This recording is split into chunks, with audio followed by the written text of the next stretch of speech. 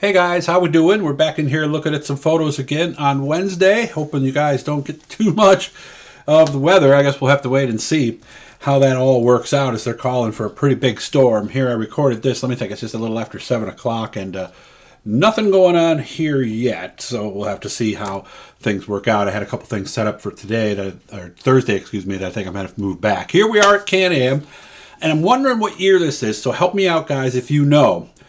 Because this was just labeled Can-Am on my hard drive. It's a practice session, I believe, from early 2007, and you're going to see a picture here in a little bit that's going to make me think that. So obviously a rainy day here at Can-Am as they get ready to have a little fun. I believe that was Mike O'Brien in this car, although I'm not 100% sure. This, I believe, is the Kyle Jacobs car, although this is when Dale Plank was doing a lot of stuff up there.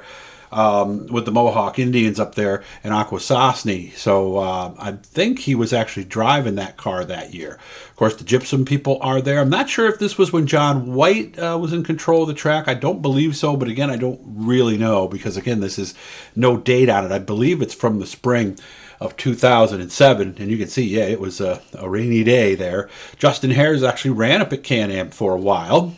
Became good friends with Frankie Caprara, and there he is. And these are the kind of shots I always like doing. Remember me, I was a shooter, did a lot of documentaries at the PBS affiliate in Syracuse. So I always try to get the multiple layers, so foreground, background, in between, all that good stuff. Pat O'Brien getting ready to go out.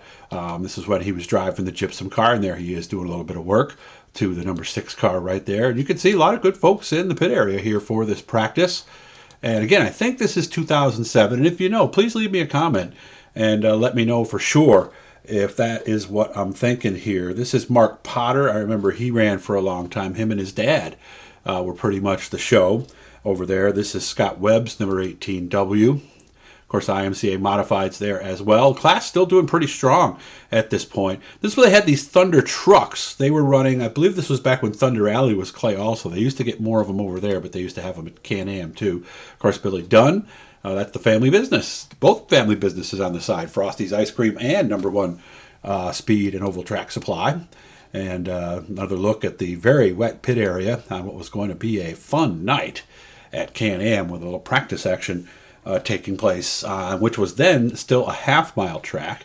Looks like everybody's going to the driver's meeting. And there's Larry Besner. I always tried to get him on, but he was shy on the microphone, so I could never get him on. This picture, if you were a Doug's Dirt Diary fan, you know this one here, because this was the picture that I used on the front of the website. And the reason I did is because it was kind of defocused a little bit. I kind of figured people wouldn't really be able to identify the car, but obviously this is the 73 that you saw earlier, and I believe it was Dale Plank who was wheeling that car on this night. So I used that as my shot on the front page of Doug's Dirt Diary. That 109 on the outside, Terry Knobloch. I haven't seen him. Actually, I met him up at Corsi's house just a little while ago. Chris Higgins always drove from Syracuse up to Can-Am. Young Rob Bellinger here as they're getting to work on his car.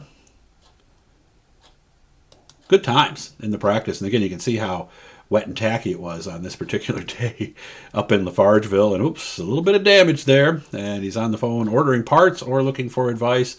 Have to see how that all worked out. But, oh, man, look at that. They bent it. Look at that. That's not good. That car is going to need a lot of work right there. So, and it's always that way at practices. Not everybody leaves with everything the way it came to the racetrack that night. And there you see the problem with the 8 car. Drive shaft is no more on that car. So that's going to sideline them at least for a little bit. Something caught on fire. I don't know what this was, but usually when they did this, it was methanol. Because the thing you did with methanol, and I worked on the outlaw circuit where the cars ran on methanol, rather than try to cover it up in something like that, it was always best to just burn it. So it got rid of it and made sure that there wasn't a problem later on. Again, if you know what year this was, let me know because I'm not quite sure. I believe it's 2007. But again, I'm not really sure. Hit the blue E down there in the corners, guys. That'll subscribe you. And every time we're doing something and putting up something else cool for you. We're going to put up one more tonight, too, from a race that maybe not a lot of you guys even knew about at the time. But we're going to be doing that. So make sure to look for another one going up right after this. You guys take care, and we wish you all the best through the storm.